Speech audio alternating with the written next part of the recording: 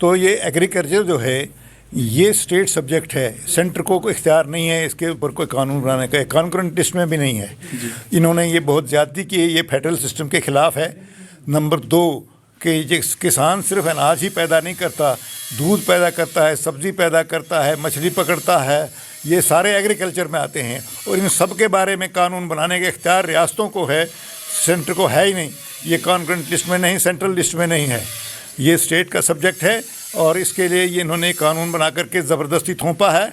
GST भी इन्होंने ज़बरदस्ती थोपा है, एजुकेशन पॉलिसी भी इन्होंने ज़बरदस्ती ठोंसी है। और ये फेडरल सिस्टम के ख़िलाफ़ है, फेडरलिज्म के बिल्कुल स्पिरिट के ख़िलाफ़ है। इसके ख़िलाफ़ भी लड़ाई लड़ी जानी चाहिए। तहरीक आज जम्मू में एक मीटिंग हुई है जिसमें विभिन्न ऑर्गेनाइजेशंस के लोग, विभिन्न पार्टियों के लोग, विभिन्न धर्मों से लिंक रखने वाले लोग यहाँ पे मौजूद हैं और जिन्होंने एक निर्णय लिया है कि किसान जिस तरह से काफ़ी दिनों से जो है प्रोटेस्ट कर रहे हैं, उनके हक़ में जो है एक प्रोटेस्ट किया जाएगा।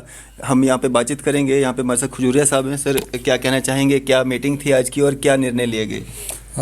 धन्यवाद आपका। आज हमारी meeting forum for piece and territorial integrity की थी, जिसके मैं प्रेसिडेंट हूँ, ID Khajuria. General secretary Kazmi साहब हैं, एग्जेक्टिव मेंबर सलीम मीर साहब हैं, पैटर्न हमारे शेख साहब हैं और बाकी सभी साथी हमारे इसके मेंबर हैं। इन्होंने सब ने ये सोचा है कि जम्मू कश्मीर से भी वो हमदर्दी और अपने जो मदद है हम उन किसानों की करें जो बहादुरी से इस सर्दी में दिल्ली में 6 बॉर्डरों पर बैठे हुए हैं और लगातार पिछले 40 दिन से वो अपनी जानें शहीद भी हो रहे हैं, बच्चे भी उसमें हैं, हमारी बहनें भी हैं उसमें, माताएं भी हैं, बुज़ुर्ग भी हैं। और वो इस बात पर डटे हुए हैं कि जो 3 कानून किसानों की ख़िलाफ़ हैं, वो विरुद्ध हैं, किसानों के हक़ के नहीं हैं। इस गवर्नमेंट ने वो कारपोरेट्स के लिए, यानी कि बिग जो सरमायादार होते हैं, बड़े सरमायादारों के हक़ में पास करवाए, ज़बरदस्ती करवाए। और पहले जल्दी से आर्डिनेंस निकाला, कोरोना की वजह से कोई नहीं बोल पाया, फिर उसमें लाया पार्लियामेंट में, संसद में, और राज्यसभा में ज़ोर से ही पास करवा दिया। उस पर कोई वोटिंग नहीं हो सकी, ना कुछ किया। इसलिए ये कानून जब उस किसानों ने पढ़े लिखे और उसकी बारीकियाँ देखी तो उन्होंने पूरा साबित कर दिया कि ये तीनों कानून किसानों के ख़िलाफ़ हैं।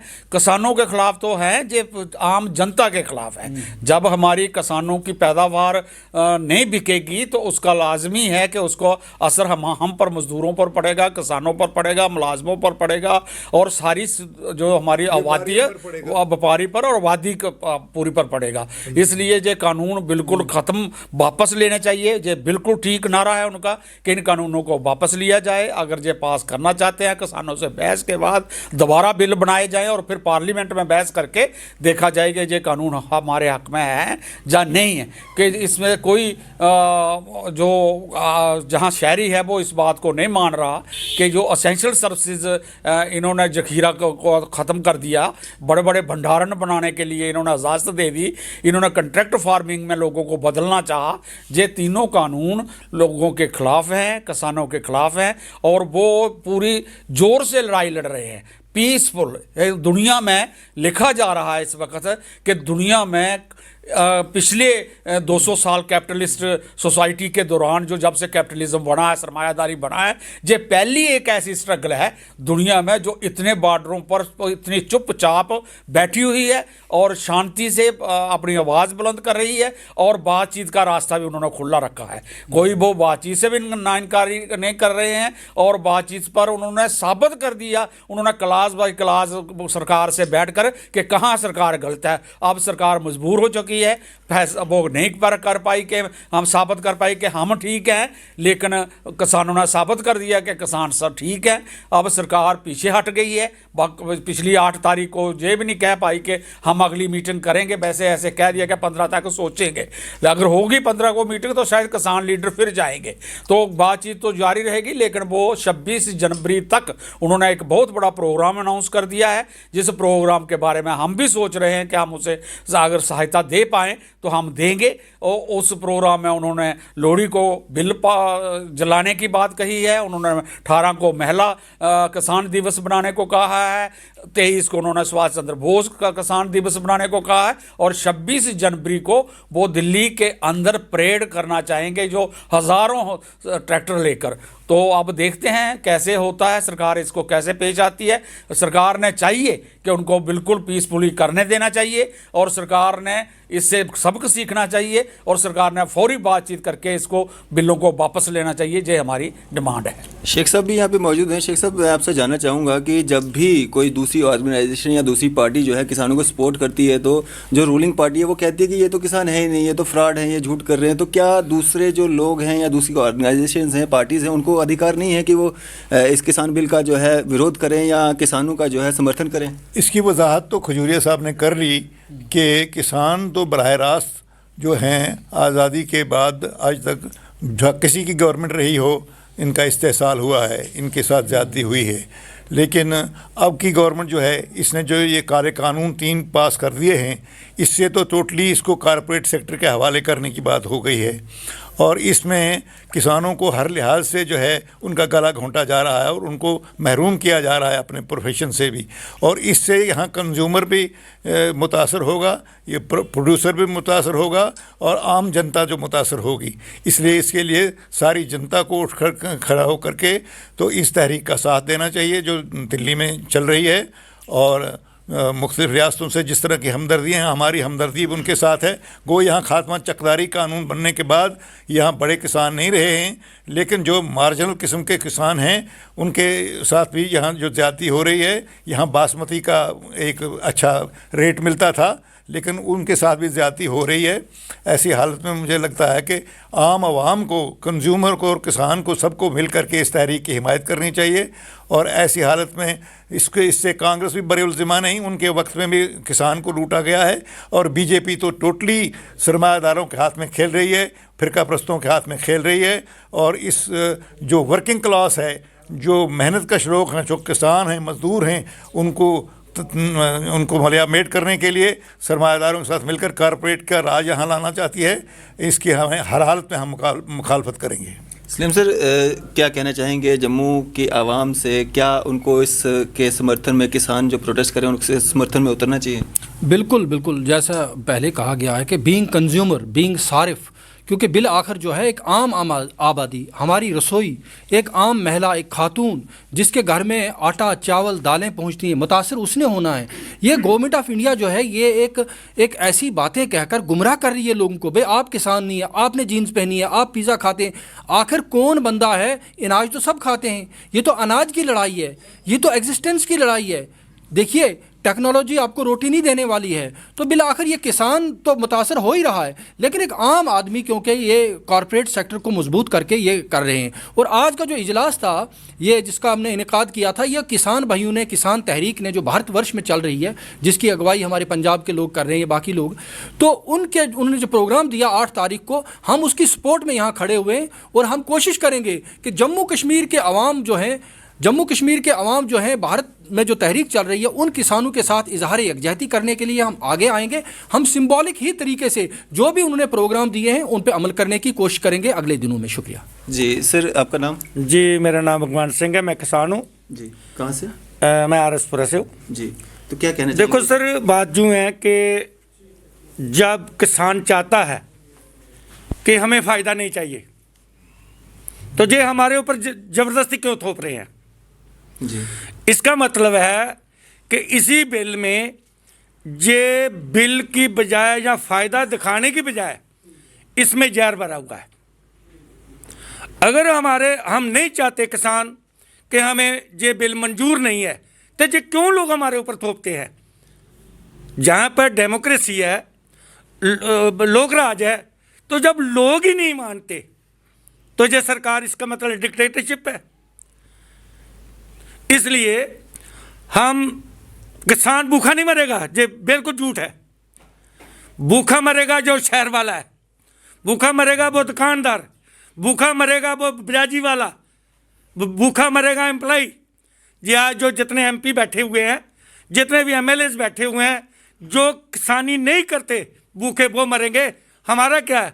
हम 2 कनाल कनक लगा लेंगे, 2 कनाल हम धान बीज लेंगे, हम भूखे नहीं मरेंगे। जब भी मरेगा तो जो शहरी लोग मरेगा, जो काम नहीं करेगा वो मरेगा, एम्प्लॉय मरेगा, क्योंकि किसान कमाएगा तो इसके घर जाएगा। और जब हमारे पर बैन लग जाएगा, सरकार इसको हमें नहीं बिल पास कर देगी तो हमें कोई फ़र्क नहीं पड़ेगा। मैं रिक्वेस्ट करता हूँ हर हिंदुस्तानी को इसके खिलाफ आवाज़ उठानी चाहिए। ये किसानों का मुद्दा नहीं है, ये हिंदुस्तान की जनता का मुद्दा है। इसलिए हमें डटकर मुकाबला करना चाहिए ऐसी सरकारों को जो हमारे देश में नालायक सरकारें हैं। इनके खिलाफ हमें पूरी कोशिश करके इनको नाकाम करना चाहिए।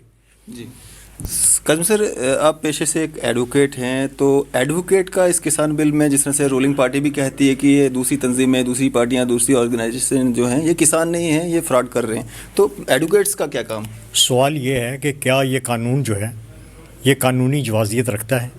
क्या कॉन्स्टिट्यूशन इसकी इजाज़त देता है कि सरकार यकतरफ़ा तौर पे बग़ैर लोगों की, एक तो लोगों की उम्मीदों और आशाओं के या उनकी ज़रूरियात के मुताबिक कानून बनाए और उनके वो हित में हो?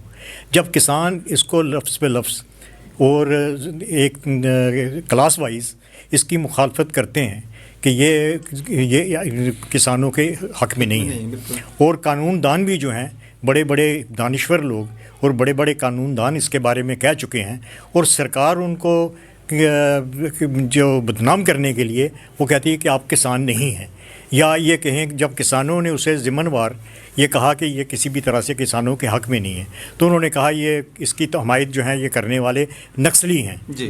और किसी नक्सली ने अभी तक तो ऐसा हथियार नहीं उठाया स्वाय ज़ुबान के।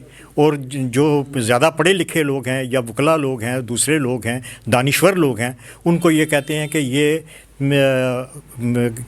नक्सली हैं, ये खालिस्तानी हैं, पाकिस्तानी हैं और नक्सली हैं, अर्बन नक्सली हैं। तो हमें जो दानिश्वर लोग हैं, जो पढ़े लिखे लोग हैं, उनको ये कहते हैं कि इनका ये मामला नहीं है, लेकिन ये अर्बन नक्सली हैं, ये इनको अंगीख्त कर रहे हैं।